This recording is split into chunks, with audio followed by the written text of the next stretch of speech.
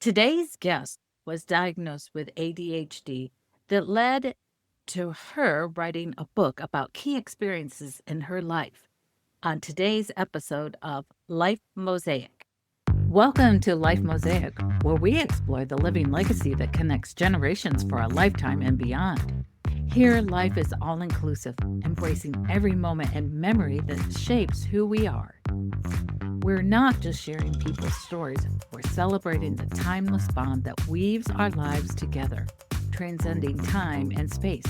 Join us as we uncover the beautiful mosaic of life. Buddy, and welcome to a new episode of Life Mosaic. And I am so excited about today's guest.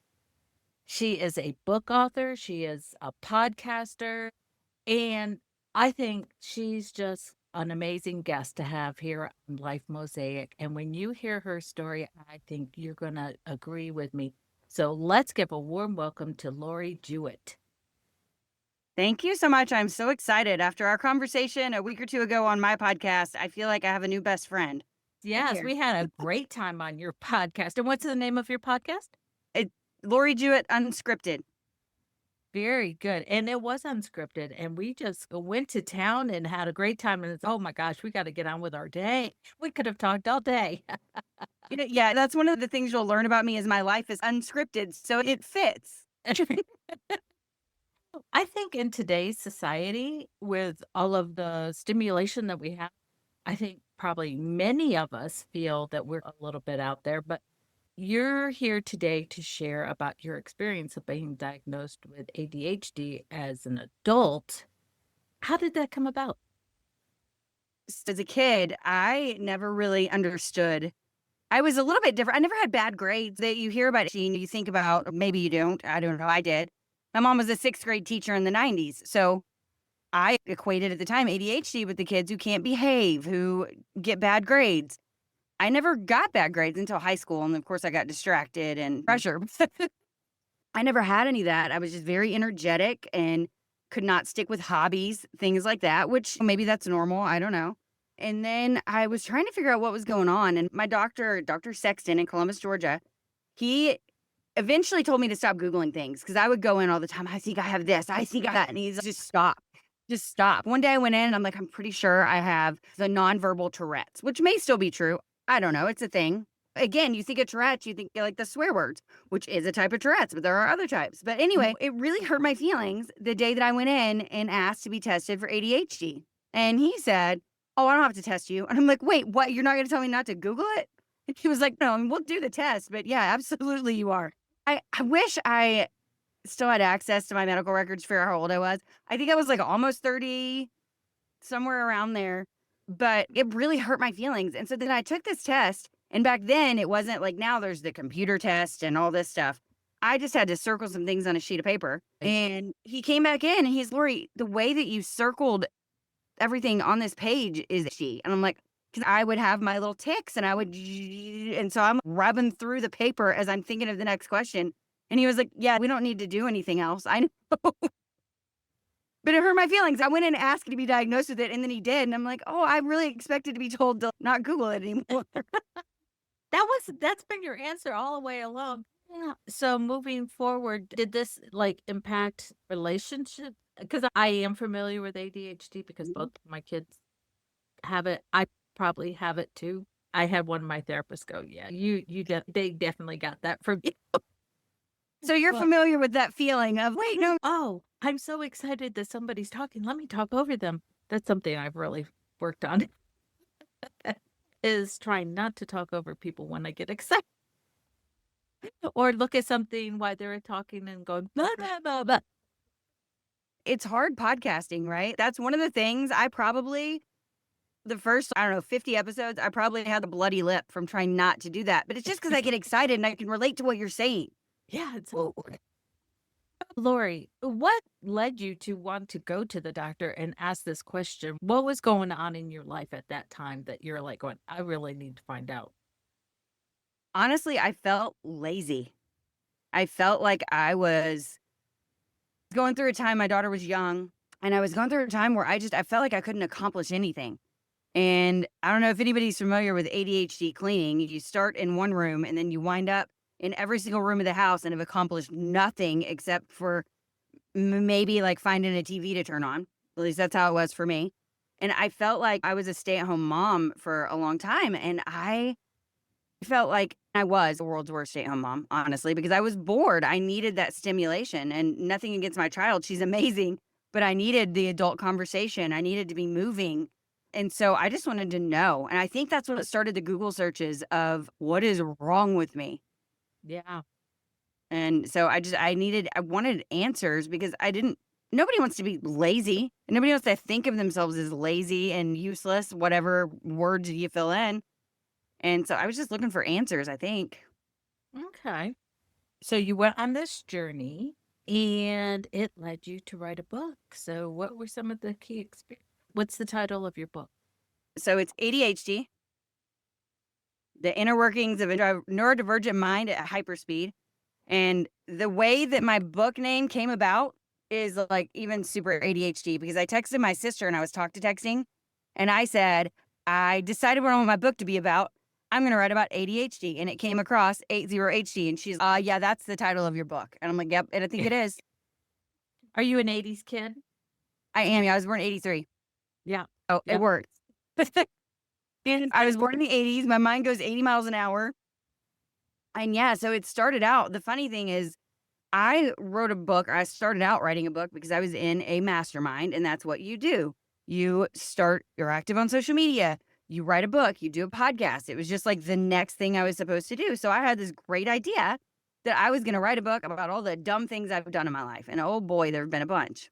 I don't know how it evolved into like more of a self-help, self-awareness type thing, but it did. It took way too long to write. I'm trying to remember exactly how long. I think it took me like 13 months, but it evolved so much and eventually became something that I actually just as recently as yesterday, somebody reached out because I recorded an audiobook and I had somebody reach out yesterday just to tell me how much certain things helped her. And she's not ADHD. She's just wife, mother, and works full time. She has all of these things, but she even got things that when I hear that, I'm like, oh, wow. Okay. So it did do what it was supposed to do. It wasn't supposed to be a book of dumb things. I still am going to write the book of dumb things because there's a list like 5 miles long. Well, that's right down my alley because leaving those living legacies. And part of that is having fun and telling the fun things that you did in life, the zany things. Right? The like, wow, who does those things kind of thing. Exactly. So after you got diagnosed, you said that you went into business. What kind of business did you go into? So my husband and I had a life insurance agency he started before I did, but I partnered up with him because I realized that I couldn't just sit at home all day. So I started out part-time helping him procure clients, Procuring. getting prospecting, Clients. getting clients. So I started out part-time and that lasted all of 5 minutes because there were people and I like thrive on conversations. I thrive on other people's energy. And so I dove in head first and moved up into. So my husband was the agency owner, but there was also like a leadership path in the company that we were part of. So I moved up into leadership and absolutely loved it. And I don't think any of that would have happened if I hadn't have realized. And I want to make sure that people understand I'm not promoting medication. I am medicated, but that is personal preference. I know lots of people who are not and do just perfect. But for me, my level of woo, whatever you want to call it, zaniness. I like that word. I'm going to start using that one, zaniness. For me, I needed it. And I wouldn't be able to lead a team and deal with clients. And because in the industry I was in, I constantly, and I'm still in that industry, I'm an agent now, but my phone was constantly ringing with clients, agents, prospective agents, and being able to like manage and get to all those things. For one, I don't think I would be able to do it if I wasn't ADHD because I wouldn't be able to multitask. But anyway, being ADHD, but also being aware of it, I think helped me because I've learned how to use it to my advantage. And that's like my podcast. The whole purpose is things that I want people to come and talk about, things they feel like would hold them back, that they're able to use it to make an impact. If I didn't know and hadn't learned how to navigate it, there's no telling what my life would be like right now. Exactly. So many times it's people talk about ADHD in a negative way. People with ADHD so many actors, so many salespeople, so many creative people have it. And like you said, I remember that question that you asked. It's the only question that you ask on your guest sheet is what's your superpower of something that's holding you back that has given you your superpower? And I love that question. So many musicians and stuff, but the thing is, what do you think it is that taps into those creative juices with having ADHD? Because I see a lot of pluses. Yeah. Being able to multitask, thinking differently, I think too, because I can look at something that somebody else is looking at and see something completely different. And I'm trying to think of how to word this. We look at things differently. We look at things differently. And so we're able to bring that creativity. Some people, I am not a very creative ADHD person. My husband is, oh my gosh, he's one of the most creative people you'll ever meet. And yes, two ADHD people with an ADHD daughter who has chosen a long-term ADHD boyfriend. So my house is crazy town. There's always a show on the TV with music playing and all four of us talking and random 50 conversations going on at once. But it works for us. But so my husband is very creative. Like I wanted just a simple podcast studio. And this man, like I have my built-in fidget over here because I can pet my furry wall. If anybody has seen the movie Get Him to the Greek, stroke the furry wall. Totally the inspiration for this. Mine is more, I think what I really bring to the table is my outgoingness, which is funny because I can be an introvert, but I also can be an extrovert. I don't know if I could control that would be fantastic. But some days I just feel like not making any eye contact and avoiding everybody. And then some days I meet everybody in the grocery store and I make so many friends and find everybody's life stories. I think another thing that I bring is people talk to me. Like it's sometimes it's weird and sometimes it makes me I have to come hide in this room in my little podcast closet because it does happen where people will dump all of their trauma and because I'm easy to talk to. I'm also very empathetic and this is not a complaint. I love talking to people. I love hearing their stories much, what you do it professionally. I do it just in the grocery store, but I love getting to know people and hear their stories and people can sense that. And I had a widow in the grocery store one day. I literally was like shopping for, oh my gosh, chocolate chips for cookies. So I'm in the chocolate chip aisle and I just said, oh my goodness, there's so many options. It wound up me learning that she was a widow. Her kids hadn't invited her to holidays and since her husband died. And this was her first Christmas going to that. And I'm like, okay, so I'm going to assume I know that being an empath and being ADHD or go hand in hand. So we're just going to assume that people can talk to me because of that. But it happens a lot. And I love that I can give that back to people and make them feel better whenever they're hurting. Just listen. Yeah, I've had experiences like that also. It must be something on our face and it just goes, somebody's nice that I can just talk to. We have kind faces. So I think you're right. You also have talked about that you've traveled the world. What kind of travels have you taken? So when we had the insurance agency, I don't know if anybody is aware, but one of the perks of being in the insurance business, in the sales side of it at least, is there's lots of trips. You earn all these trips. And so we went all over and I wouldn't say the world because I haven't been to like any of the places that are on my actual bucket list. Okay. I want to go to Italy. My husband wants to go to Italy.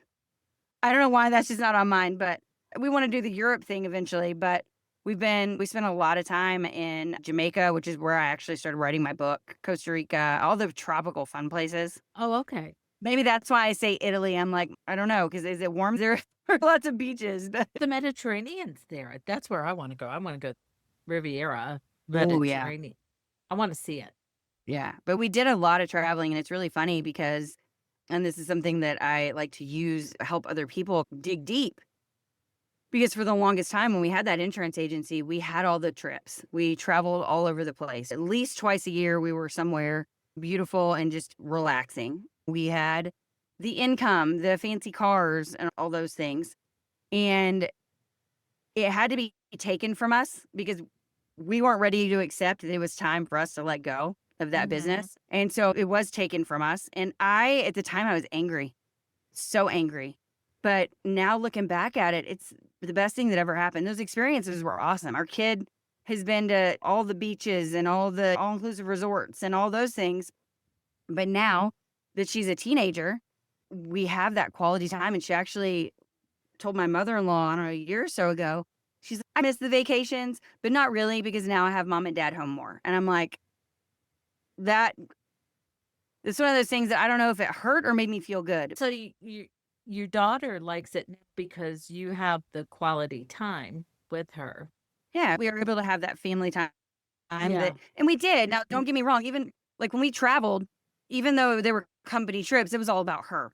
Whatever she wanted to do, the kid has swam with more dolphins than anybody I know. Like we did all of those things, but the quality time was more when we were on trips and things like that, rather than now At we home. literally sit and play Monopoly every single night. I say that we haven't in a week. It's weird. I would have kids when my kids were growing up and going to high school. People would kids would think it was odd because we would sit down. I just raised a traditional family and I put dinner on the table every night. And they're like, "You sit at the table? We just go get what we want and go sit in front of the TV. You have conversation?" And but it's that was just how we were both raised. The not necessarily dinner on the table and all of us sitting down to dinner, but my husband's father worked night shifts, so he got the kids out of bed. They had breakfast together. But there was one point of the day that the family was together. And I just think I'm not saying that everybody needs to do that, but I just think there's something about coming together and doing something at some point of the day that all of you come together and connect, even if it's only for 10 minutes, but just interacting with each other. And that's my little soapbox. No, I agree with you 100%. Now, I'm not going to lie and say that we eat at the kitchen table because we are all ADHD. Our kitchen table is a dump all. You can barely get to it most of the time. But anybody that's ADHD, I promise you they can relate to that. Maybe it's not their kitchen table, but we all have those. Oh, yeah. But yeah, the quality time, whatever that means to that a particular family, for us, we get really into games and we get hyper focused. We hyper focus on a certain game. Right now, we're hyper focused on Scooby Doo Monopoly. Okay. I've not heard of that Scooby Doo had his own Monopoly board. Yes, and I think we have, I don't know, like 7 Monopoly games, but that is the one that we're obsessed with right now. People laugh at us because we will play a game until the thought of that game makes us nauseous. I'm so sick of that game, I never wanna see it again. The kids brought home Uno No Mercy. I don't know if y'all have ever played it, but it is intense. Ooh, it You sounds can yeah, intense because there's Uno plus can be so 10s. cutthroat. There's plus 10 cards in that game, so that's the new one that my daughter and her boyfriend are trying to get us into, and my husband, Dean, is not. He's still stuck on Scooby-Doo Monopoly, but whatever it is, whether it's your family, my daughter loves to ride horses. Horses are not my thing. When she needs it, I will get on a horse and go ride with her Yeah. whenever Yep. she needs that. But yeah, just the bonding and doing something together, I agree with you 100%.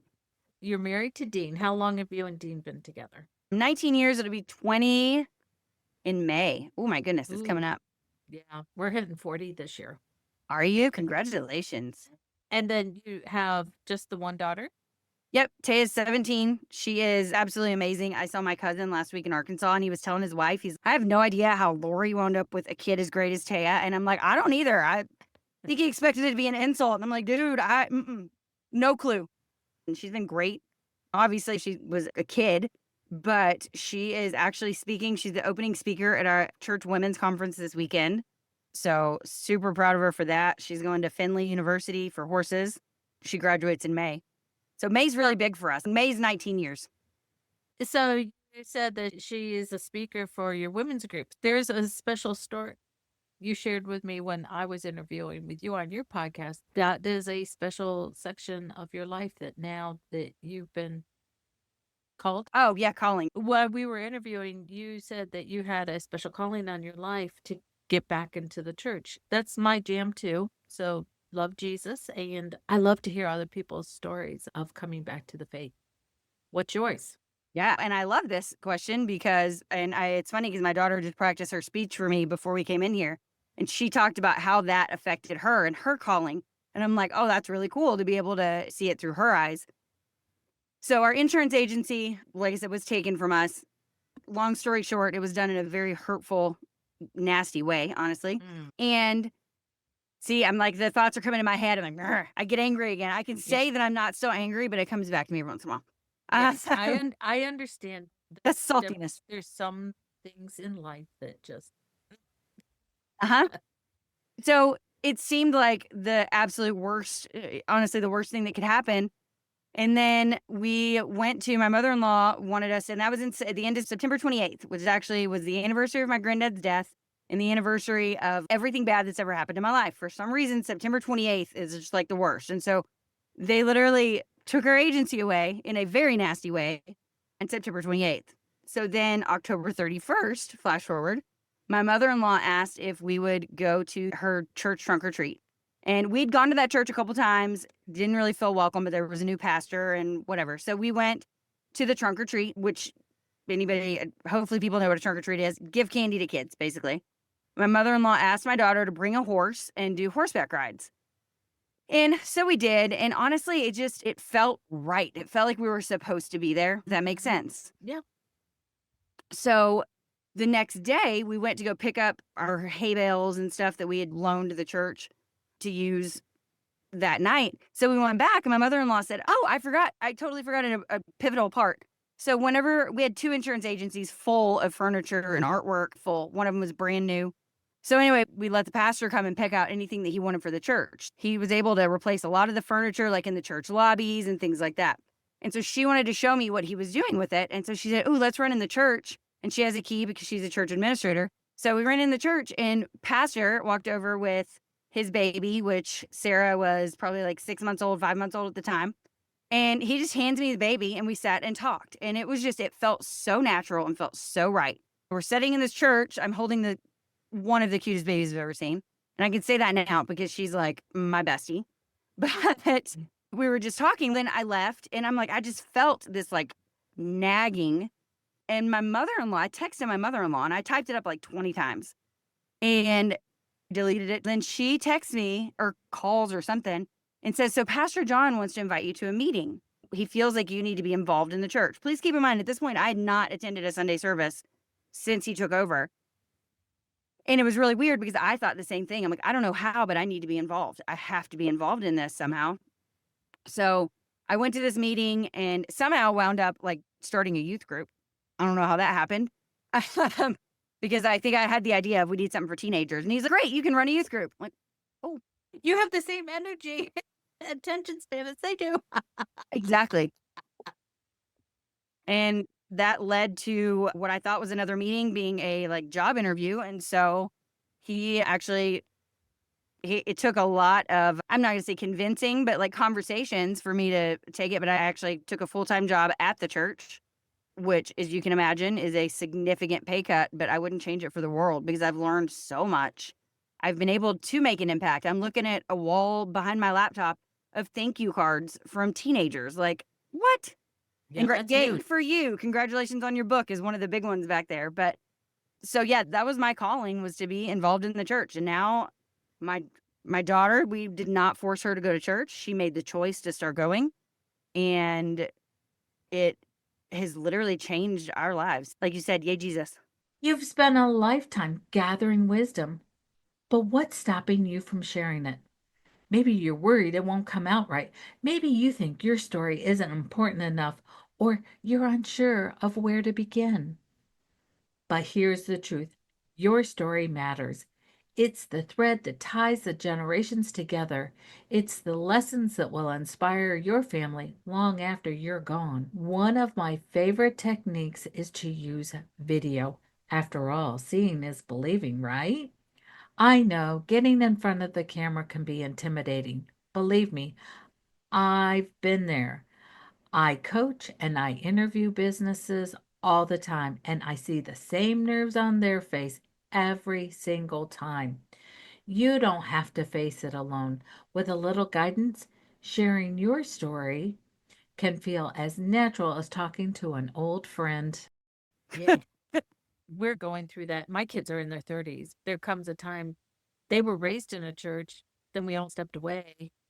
And not that we stopped our relationship, Mhm. didn't stop our belief systems by any means by stepping away from the church. In fact, I think we got stronger because, and I'm not saying that I advocate this for anybody, but I needed to step away to get some of my own thoughts straight. And we were going through some things. But now we're all back. We're all back. Even my 33-year-old, I think he's 33. He was born in 91. Yeah. But anyway, he's back and he's like you. I need to be doing something. He just has a strong passion. And some people love it, and other people are going, I'm so glad for you, but really, I don't want to have this conversation. So I go, when they don't want to have the conversation, you just continue to pray for them, and that's their choice. What And seeds. All you can do is plant seeds. you can do is plant. That's what my daughter's speech is on, is seeds that were planted with her and how she is striving to plant those seeds in other people, and that's all you can do. Yeah, exactly. So, Lori, our time has come to an end, but before we go, how can people find your book? How can they find you? So, I made it easy, LoriJewett.com, and Okay. there's links to my Amazon links for the book, the podcast, my Facebook, all of that can be found, LoriJewett.com, and then, yes, that's pretty much the easiest way. All right. You will find all that information on the show notes that I will have here in the descriptions and on my website with Life Mosaic. But anyways, Lori, I just, I could talk to you every day, all day, I think. You're just a fascinating lady. I love hearing about your life and how you were able to find answers to become this person that you are today. And I'm glad that we're here in the podcasting world together. Thank you so much. It's been absolutely great. Yeah, we need like a weekly time to chat, because I think I told you last week or whenever it was, I realized I'm like, oh, besties. I love it. And I love being here with you, and I get to share my new friend with the world. So there's Thank you. nothing better than that. So have a great day, everybody, and we'll see you soon for another episode of Life Mosaic.